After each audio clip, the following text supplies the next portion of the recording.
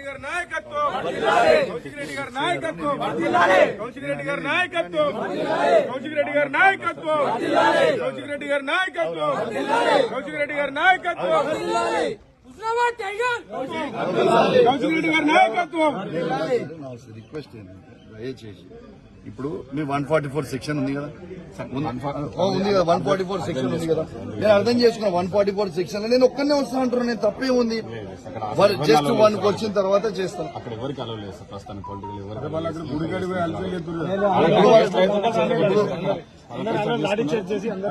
Clear అయిపోతుంది. అక్కడ ఇప్పుడు రెండోది